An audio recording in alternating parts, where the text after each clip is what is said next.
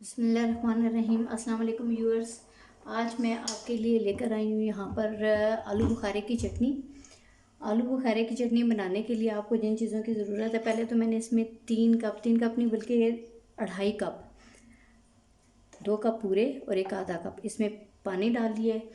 200 ग्राम ये मेरे पास आलू बुखारे हैं जो मैं इसमें ऐड करने लगी हूँ।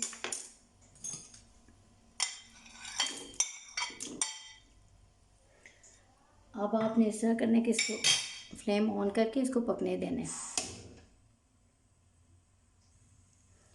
1/4 टीस्पून आपने इसमें शामिल करनी है रेड चिली पाउडर,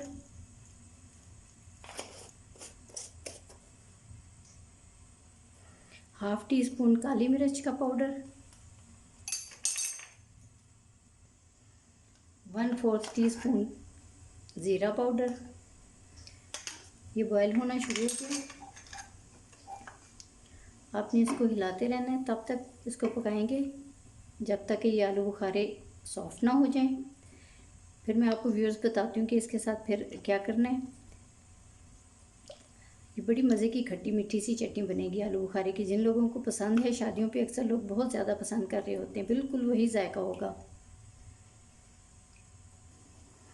जब आलू बुखारे गलना शुरू हो जाएंगे तो ये पानी इसका ड्राई होना शुरू हो जाएगा, तो इसने थिक होना है। आहिस्ता आहिस्ता ये थिक होना शुरू हो जाएगी चटनी।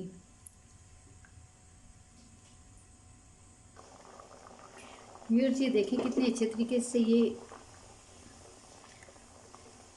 बॉयल हो रहा है। अभी इसमें मैंने शुगर ऐड करनी है। 2.5 टेबल स्पून ये शुगर है जो मैं इसमें ऐड करने लगी हूँ। आलू बुखारे सॉफ्ट होना शुरू हो गए।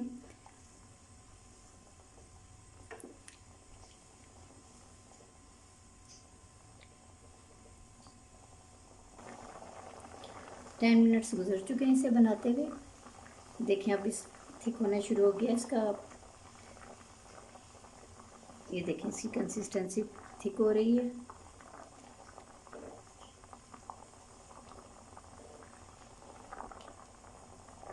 अगर चाहें आप तो इसमें फूड कलर ऐड कर सकते हैं कलर देने के लिए ज़्यादा। अगर आपने डार्क कलर लेना है तो इसमें आप फूड कलर ऐड कर लें।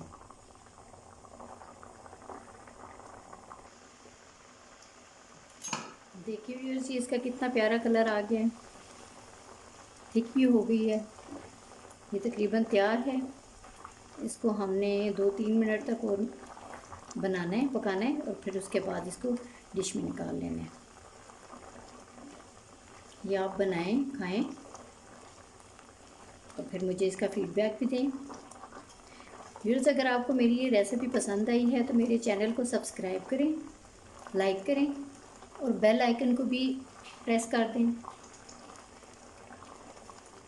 देखिए इसकी थिक होना शुरू हो गई है।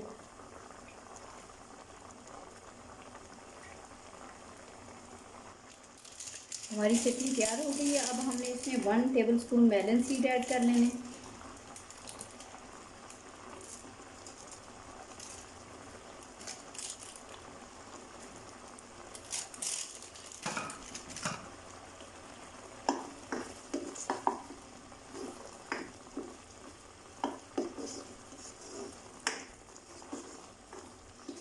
अब हम इसे एक प्लेट में निकाल लेते हैं।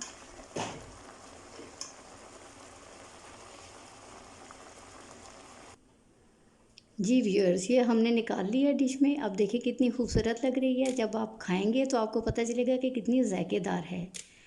अब आप बनाइएगा और इसका ज़रूर मुझे फ़ीडबैक दीजिएगा। अल्लाह हाफिज़।